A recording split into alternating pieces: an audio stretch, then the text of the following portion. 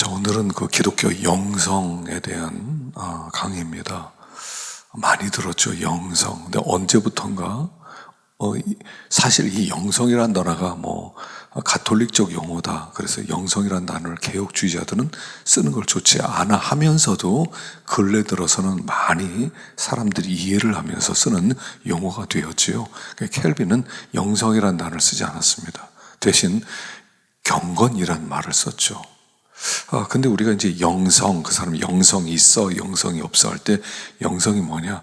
여러 가지 설명이 있겠지만 한마디로 요약해서 말하면 그리스도인이 하나님 앞에서 가지고 있는 마음 자세와 태도, 이 정도만 보면은 아마 거의 이렇게 만족스러운 답변이 아닐까 생각합니다. 그리고 각 사람마다 영성이 있죠. 영성이 필요하죠. 그래서 이렇게 협의적으로, 광의적으로 여러 가지 뜻이지만 한마디로 얘기하면 하나님 앞에 서 있는 내 마음의 자세와 태도, 이렇게 보면 될 것 같아요. 그래서 우리의 영성의 그 모델은 예수님이죠. 예수님처럼 되는 것, 예수님을 본받는 것, 예수님의 마음을 품고 예수님 작은 예수가 되어서 하나님을 사랑하고 이웃을 사랑하는 것, 그게 영성의 목표다, 이렇게 볼 수 있죠. 그래서 마치 그 배에 보면 벨러스트라는 게 있어요. 벨러스트. 그 큰 이제 유조선이나 이렇게 큰 화물선 같은 걸 보면요, 밑에가 이렇게 둥그렇게 되어 있잖아요.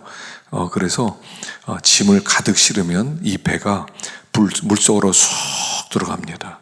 근데 짐을 다 하역을 하고 보면 이게 배가 쑥 올라가요. 쑥 올라가면 굉장히 취약해져요.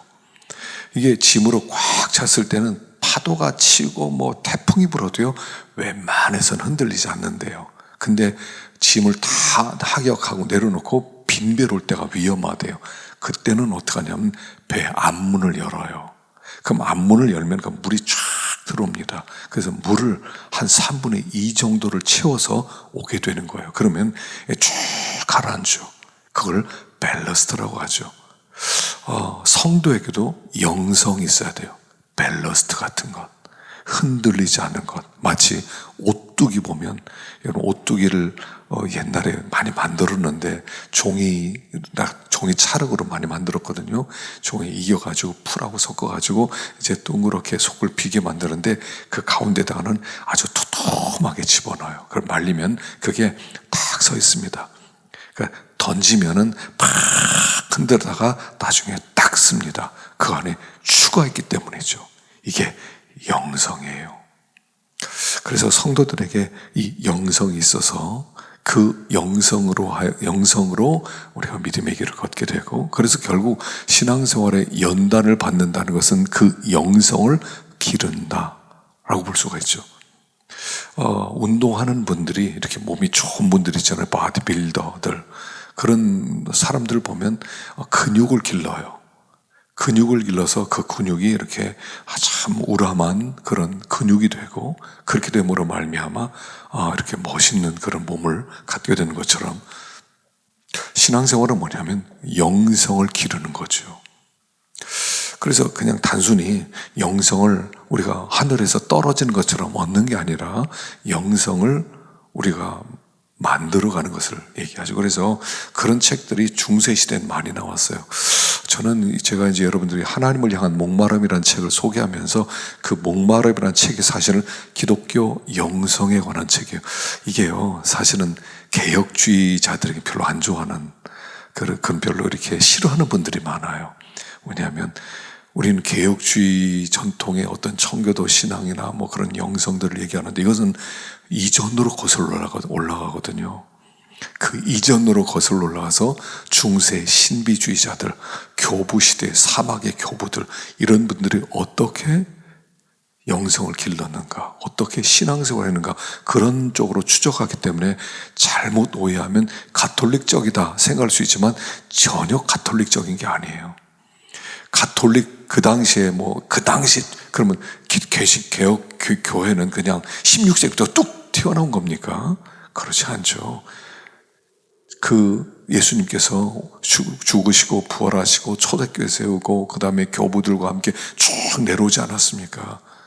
물론 중세시대에 이 가톨릭이 잘못된 진리 때문에 많은 그리스도인들 죽이고 이 세큘러 히스토리 세계 속에 굉장히 안 좋은 그런 시각을 제공했지만 그 전에 기독교가 면면이 이어내려왔던 신비주의자들이 있어요.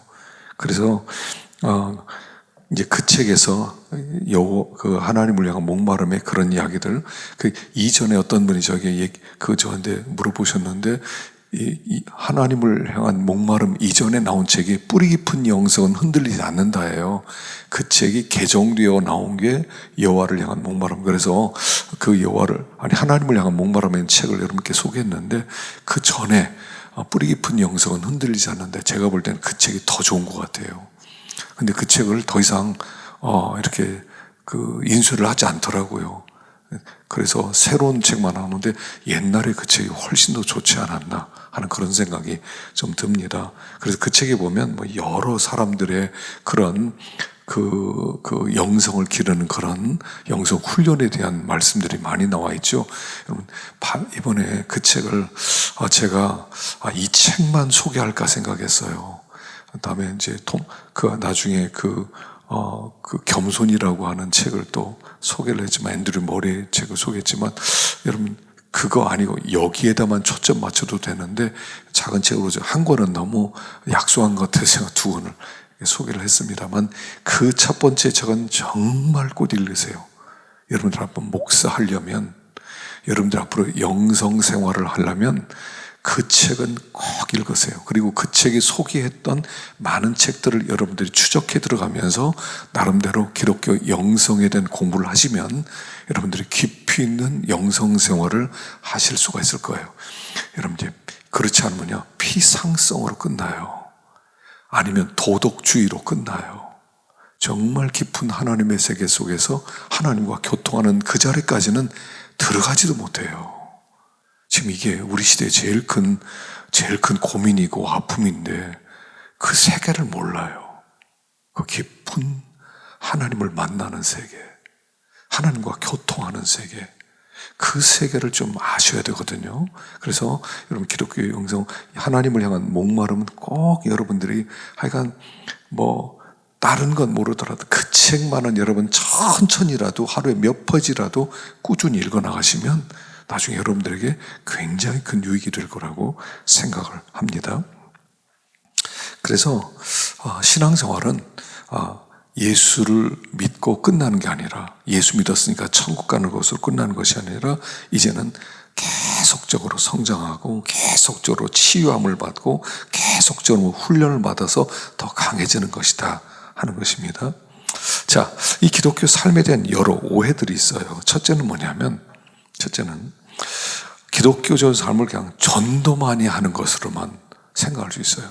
자, 예수 믿고 할 일은 전도하는 것밖에 없다. 열심히 전도하자. 전도가 전부다. 훌륭한 분이죠. 훌륭한 거예요. 전도하는 분은 정말 훌륭합니다. 전 전도하는 분을 지금도 존경을 합니다.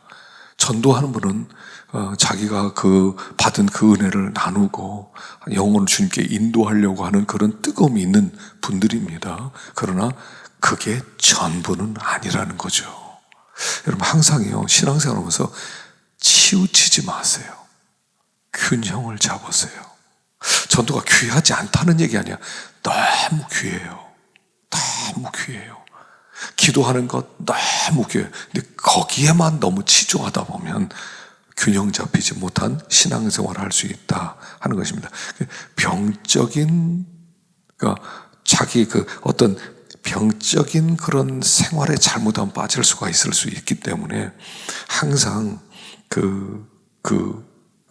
신앙생활에 그 균형을 자꾸 잡아. 사람은요, 매너리즘에 잘 빠져요. 매너리즘. 하나에 치우치면 나중에 형식화될 가능성이 많단 말이에요. 형식화. 그래서 성경구절 암송하고 뭐 그 사람을 내가 그 간증 얘기하고 그게 잘못하면 매너리즘에 빠져 형식화될 수 있기 때문에 항상 치우치지 않도록 하라는 것입니다.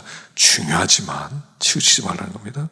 또 두 번째, 거룩에 대한 오해예요. 거룩. 난 거룩해져야 돼. 난 정결해져야 돼. 난 성결해져야 돼. 난 깨끗해져야 돼. 난 완전해져야 돼. 잘못하면 완전주의에 빠지죠. 거룩이라고 하는 게 무엇이냐면요, 거룩이라는 게 구별이잖아요. 하나님께서 어떤 목적을 위해서 떼어놨다는 거죠. 그래서 거룩이란 뭐예요? 거룩의 꽃이 뭐냐면, 거룩의 꽃은 사랑으로 피는 거예요. 거룩은 그냥 내 지에 앉아, 난 깨끗해, 난 완전해, 난 눈곱만큼 잘못한 게 없어, 이런 게 아니에요. 거룩은 사랑으로 꽃 피워지는 거예요. 그래서 그냥 이런 오해에 빠지지 않도록 하시고요. 세 번째는 행동주의라는 목표에 시선을 고정시키는 사람이 또 많아져. 프락시스 뭐냐면, 이 프락시스라고 하는 행동이란 뜻이에요. 그냥 아주 쉽게 행동이에요. 기독교는 프락시스다, 실천이다, 행동에 있다. 뭐 틀린 말은 아니에요. 예수를 믿고 나면 내가 믿는 대로 내가 행해야 되죠. 알고 행하면 복이 있으리라죠. 그런데 행동만 강조해서 무조건 들고 나가서는 안 된다는 것을 얘기하는 것입니다. 그래서 그 행동주의라는 목표에만 초점을 맞춰도 안 되고요. 또 네 번째는 소극적 저항주의라는 목표를 만들어냈다는 거예요. 소극적 저항주의. 그러니까 이렇게 생각해요. 이런 사람들은 그리스도께서 이미 십자가에서 모든 일을 완성시켰다. 우리의 구원은 완성되었다. 우리의 구원은 완성되었다. 그래서 우리는 할 일이 없다. 그냥 적당한 선에서 그냥 주님을 따라가면 된다. 그렇게 생각을 하고 있습니다. 그냥 하나님이 알아서 하실 것이다. 하나님이 변화시킬 것이다. 이렇게 생각한다는 것이죠. 그래서 소극적 저항주의. 신앙은요, 적극성을 가지고 있거든요. 적극성인데 소극적 저항주의. 그래서 신앙생활은 우리 장로교리를 아주 그 로이드 존스 목사님이 아주 잘 얘기했죠. 믿음 100%, 하나님의 행하신 하나님의 능력 100%, 인간의 노력 100% 더하면 100% 된다. 그러니까 하나님이 완전히 전적인 능력으로 우리를 구원하셨어요. 그럼 난 아무것도 안 해도 되는 거냐? 됐다. 이제 장로교를 오해하는 분이 있어요. 장로교는 메소디스트, 그러니까 캘비니스틱 메소디스트예요. 칼빈주의적 감리 교도들이에요. 그게 정확한 표현이에요. 로이드 존스 목사님이 사용한 이야기지만 캘비니스틱 메소디스트예요. 하나님의 절대 주권 아래 마치 나에게 모든 것이 달린 것처럼 최선을 다할 때 하나님의 역사, 구원이 이루어진다 하는 것이죠. 그래서 일부 그리스도는 소극적 저항주의에 빠져들어가기도 하는데 적극성을 가져야 된다는 것이죠. 자, 다섯 번째, 타락에 치우친 비관론적 인간론을 가지고 있어요. 그러니까 인간은 타락했어요. 전적 부패했어요. 전적 부패했기 때문에 난 아무것도 못해. 난 완전히 벌레야. 난 완전히 추악해. 난 아무것도 못해. 진짜 난 끝났어. 난 그냥 완전히 하나님의 은혜야. 그냥 모든 게 은혜야.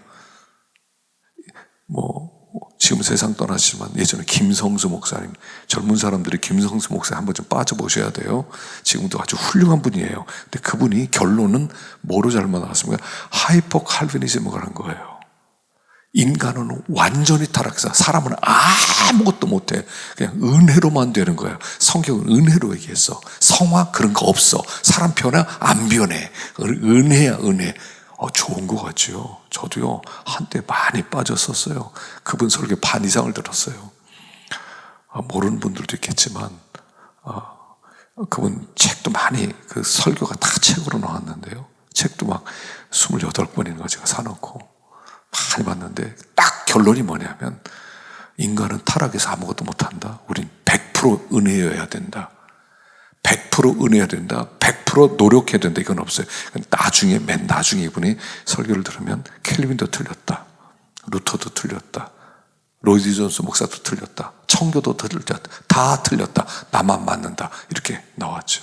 그리고 결국 자살로 인생을 끝났습니다만, 근데 그분의 가르침은 여러분 여전히 좋아요. 그 결론만 빼고 그분이 그 결론까지 가는 수많은 과정에 수많은 공부들을 많이 하셨는데 굉장히 유익한 부분들을, 진리들을 많이 밝혀놓으셨어요. 근데 이제 결론에 가서 하이퍼 칼빈이즘으로 갔다는 거, 전적인 은혜로만 가고 인간은 완전 타락해서 아무것도 할 수 없다, 내가 뭔가 한다는 것 자체가 교만이다까지 얘기한 것은 조금 너무 나갔다라고 생각해요. 그래서 제가 그분 비판하는 게 아니고, 여러분, 그런 분도 있고, 그렇지만, 이를 잘못하면 타락에만 치우치면 그렇게 될 수 있다는 겁니다. 여러분, 전 여전히 지금도 때때로, 그분이 요한계시록이라든가, 그분의 창세기라든가, 예수님의 비유라든가, 이런 부분들을, 그런 기독교는 없습니다. 이런 책들은 아주 굉장히 도전을 많이 줘요. 꼭 읽어보셔야 돼요. 그래서 하이퍼 칼빈이즘으로만 가지 않고 여러분들의 유익을 받는다면 여러분들의 눈을 상당히 밝혀줄 겁니다. 자, 여섯째, 신비주의적 변화에 치우칠 수 있어요. 그러니까 신비주의. 그러니까 하나님이 한꺼번에 뭔가 희한한 현상들, 희한한 능력을 보여줘서 나를 한꺼번에 그냥 확 뒤집어 버리실 수 있다.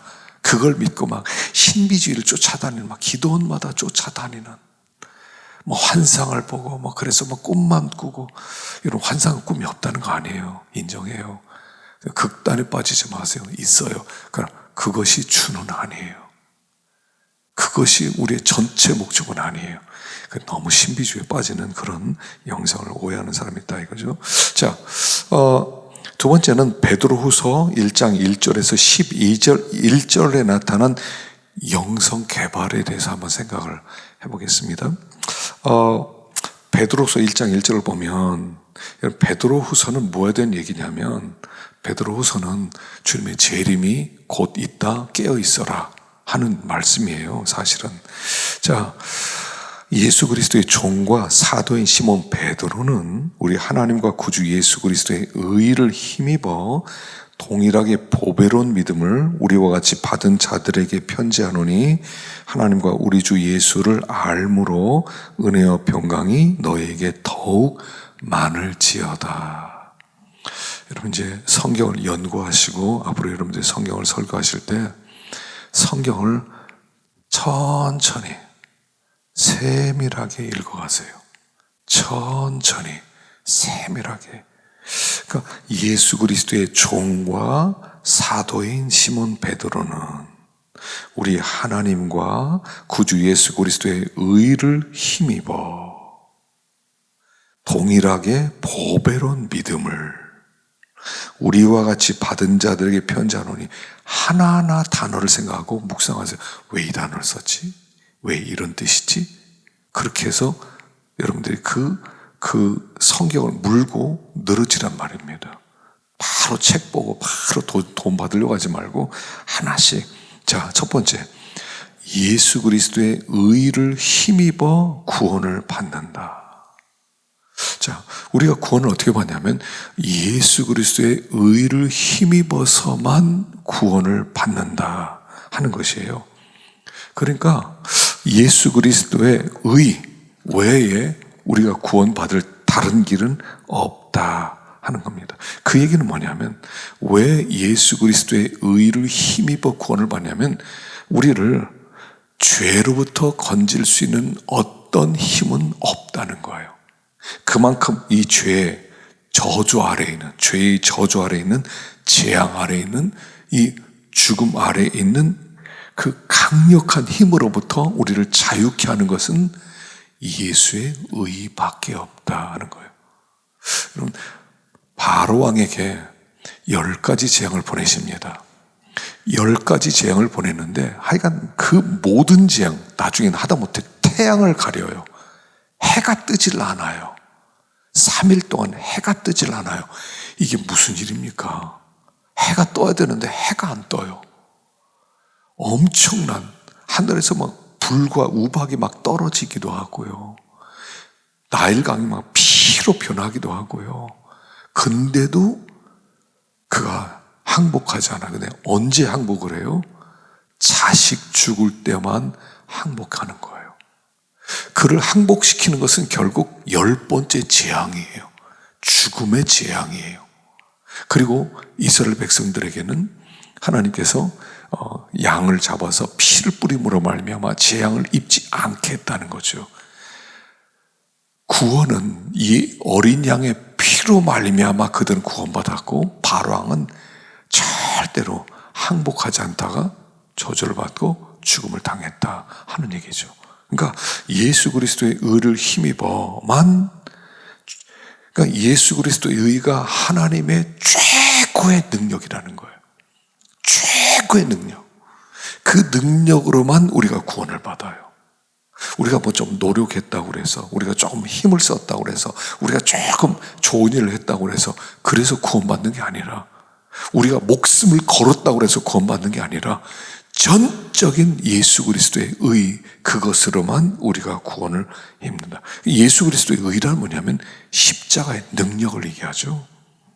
그래서 예수 그리스도의 십자가의 능력으로 우리가 구원받았어요. 그래서 그 십자가의 능력, 마치 이런 거하고 저는 똑같다고 생각하거든요. 태양계를 보면 가운데 태양이 있어요. 그 다음에 수성, 금성, 지구, 화성, 목성, 토성 이렇게 쭉 있죠. 그 모든 것들이 태양을 중심으로 돌아가요. 이게 그리스도란 말입니다. 그리스도를 중심으로 모든 게 돌아가는 거예요. 그러니까 그리스도가 우리의 삶의 가장 중요한 분이라는 거예요. 그리스도에게 붙잡혀서 그리스도만 묵상하고 그리스도만 바라보고 살아갈 때 그리스도에 의해서, 태양에 의해서 살아가는 거예요. 태양빛 받아서 살아가는 거예요. 태양빛 미치지 못한 곳은 태양계가 아니잖아요. 그래서 우리가 구원을 받는 것은 예수 그리스도의 의, 하나님의 전능하신 능력이란 뜻이에요. 예수의 의는, 십자가란 뭐냐면 하나님의 전능하신 능력의 나타남이란 뜻이에요. 그것으로만 우리는 구원을 받을 수 있다라고 하는 것입니다. 자, 두 번째, 우리가 받은 믿음은 보배로운 믿음이라는 거죠. 동일하게 보배로운 믿음을 우리와 같이 받은 자에게 편지하는 보배로운 피예요. 보배로운 피. 야, 여기 보배롭다는 것은 무슨 뜻입니까? 첫째는 그 자체가, 믿음 자체가 보배란 뜻이에요. 믿음이 보배예요. 왜 믿음이 보배냐면 이 믿음은 전능하신 창조주 하나님이 주셨기 때문에 보배예요. 보배라는 뜻은 무슨 뜻이냐면 최고로 가치 있는 것, 최고로 가치 있는 것, 하나님이 주신 최고의 선물, 사람이 주는 선물이 아니라 하나님이 주신 선물이기 때문에 이게 보배라고 하는 거예요. 로마 황제, 뭐 대통령, 뭐 이런 사람이 주는 게 아니고, 재벌 이런 사람이 주는 게 아니라 정말 하나님이 주신, 창조주 하나님이 주신 선물이기 때문에 보배라고 하는 거예요. 그리고 이 보배는 내가 받을 수 있다고 해서 받는 것도 아니라 하나님이 작정한 사람에게만 주신 선물이기 때문에 보배라는 거예요. 여러분, 믿음은요, 보배입니다. 믿음은 보배입니다. 놀라운 보배입니다. 최고의 보배입니다. 두 번째는 이 믿음은 영원한 영생을 약속하기에 보배입니다. 믿음이란 말과 생명이란 말은 동일하죠. 이 믿음이 보배인데 이 보배를 가지고 있으면 이 보배는 영생이라는 거예요. 죽음을 이기는 힘. 지금 코로나19 때문에 항체, 백신 아주 굉장히 이렇게 좀 백신이 맞느냐 안 맞느냐에 따라 다르죠. 뭐 미국 사람 벌써 1억 명 맞았대요. 그러니까 막 여행도 자유하고 한다고 그러죠. 자, 믿음이라고 하는 건 영적 항체와 같아요. 죄를 이기는 힘, 죽음을 이기는 힘. 그래서 믿음은 보배예요. 믿음을 받았다, 보배예요. 믿음은 하나님이 주시는 거예요. 우리가 믿음이 있는가 확인을 해보셔야 돼요. 믿음이 있는가. 보배가 있는 사람은 달라요. 말하는 게 다르고 행동하는 게 다르고 모든 방법이 달라요. 보배예요. 이 믿음을 받은 자에게 하나님이 성령을 선물로 주십니다. 그래서 이 믿음 자체가 보여요. 사람을 만날 때 여러분 결혼한 분도 있겠지만 안 한 분도 있으면 믿음 있는 자매를 꼭 만나세요. 믿음 없는 자매, 얼굴은 예쁜데 믿음이 없어요.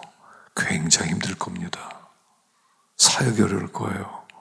믿음 있는 사람, 며느리를 맞이하면 믿음 있는 사람, 친구를 만날 때 믿음 있는 사람, 하나님의 관심은 믿음이에요. 믿음은 보배예요. 또 이 보배론 믿음을 가진 자가 보배입니다. 믿음을 받은 자가 보배로운 자예요.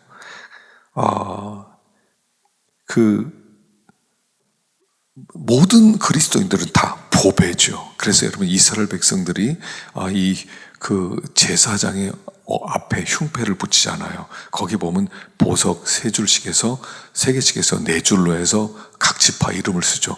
보석이란 거예요. 성도는 그 자체가 보석이란 뜻이죠. 그래서 우리가 성도를 때 함부로 대하면 안 돼요. 믿음 있는 사람은요, 돈 많은 사람과 비교할 수 없는 보배이기 때문입니다. 그래서 이 믿음을 받은 사람이 가장 큰 복을 받은 사람이라는 거예요. 그래서 여기 보면 참 얼마나 놀라. 이 보배로운 믿음을 우리와 같이 받은 자들에게 편지하노니. 보배로운 믿음을 우리는 받았어요.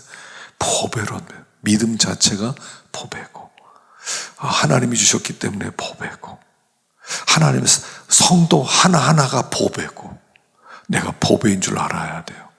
내가 보배예요. 우리 어머님 성함이 이 보배였거든요. 얼마 전에 부름을 받았는데 보배예요.